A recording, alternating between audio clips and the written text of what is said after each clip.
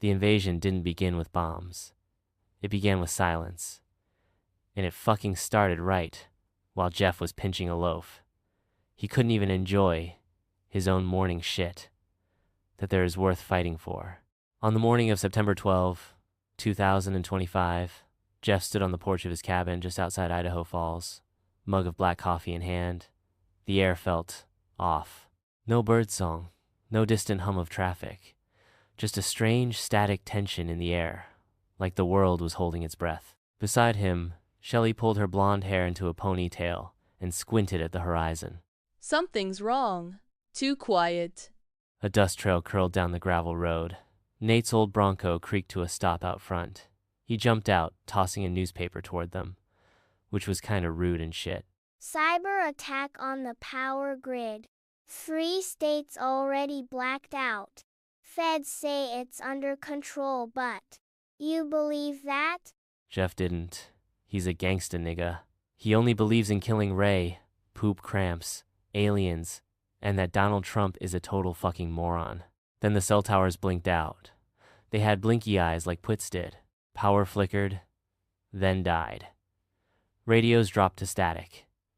And in the sky, dozens of black helicopters, sleek and silent, sweeping across the fields like predators. A sharp whump cracked the air, but that could just be Jeff's turd that clogged the toilet pipes. He takes some killer shits. Ask him to show you some pictures he took of them. Masterpieces. Explosions bloomed on the horizon. M-Strike. Jeff dropped his mug. What a fucking simp. They're here. Not Chinese. Not crackheads. A shadowy coalition, private armies, foreign mercs, cyber terrorists, all wearing black tactical gear and insignias that said, "I'm with stupid." Silent professionals with one mission: take control. By the end of the day, Idaho Falls was under martial law, communications severed, roads blockaded. They didn't ask for surrender. They simply took. Jeff, a former Marine turned porn star, led Shelley and Nate into the woods, and immediately got lost. We survive. We fight if we have to. But first I have to take a dump. But we stay off the radar until we know what we're dealing with. For a week they lived like junkie bums, stealing supplies from abandoned stores and watching patrols move through town.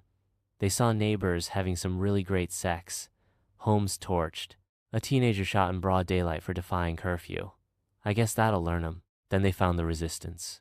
A scattered band of locals, farmers, veterans, even raging homosexuals, like Ray's old boyfriend, had set up a camp in the abandoned sawmill near the old whorehouse. They had rifles, a stolen Humvee, and rage boiling in their chests. The fags even brought their dildos with shit still on them. Jeff, Shelley, and Nate joined without hesitation. Bus stayed far away from those dildos. They fucking smelled like poop. You got a name for this little army? Jeff asked the leader, an old rancher named Tucker. No name yet, just people who ain't gonna kneel. That night, under a blood-red moon, they struck. The invaders had set up a fuel depot on the edge of the old airfield. The resistance needed it gone. Jeff led the assault, moving like a shadow through the tree line. Nate had point with his hunting rifle, Shelley watching the rear with a scoped AR-15. Explosives planted, timers set, then a guard spotted them. Alarms, floodlights, gunfire. Bullets ripped through the air as Jeff and Shelley returned fire, ducking behind a rusted-out Jeep. Nate dropped 2 soldiers with precise shots. The explosions came seconds later. Roaring flames lit the night, black smoke coiling into the stars. A bullet clipped Jeff's arm, but he kept moving, pulling Shelley toward the Humvee. The resistance scattered, some wounded, some pissing their pants in victory. Jeff is a straight G, B, T, dubs. When they reached cover, Nate jumped on top of a rock, raised his rifle in one hand, and screamed into the night. Methverines. Everyone froze. What the hell did you just say? Jeff gasped, half laughing, half bleeding, while Shelley smoked her foil. You know, like Wolverines. Come on, guys. From that 80s movie, Red Dawn? Patrick Swayze, Charlie Sheen, and that baby chick from Dirty Dancing. Nate grinned. but we're Idaho as hell. We're twitchy, mean, drugged out, and probably unlicensed. Methverines. Shelley burst out laughing. Even Tucker cracked a smile. Tucker is just a background character, so fuck him. The name stuck, like Jeff's poop scuffs in a hotel toilet. From that day forward, the invaders learned to fear the Methverines. They struck in the dark, blew bridges, hacked their comms, stole their drug stashes. They painted the name on walls, on captured gear, on enemy corpses, after they teabagged them, of course. It wasn't just resistance, it was a rebellion. Jeff became a symbol for his gunplay and his massive ballsack.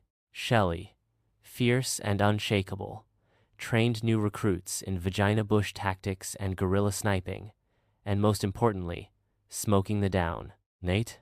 He was chaos incarnate, part sniper, part madman, all heart, and straight up fucking niggas up and leaving them with shit in their undies. He also farts a lot at night. They weren't just fighting for Idaho.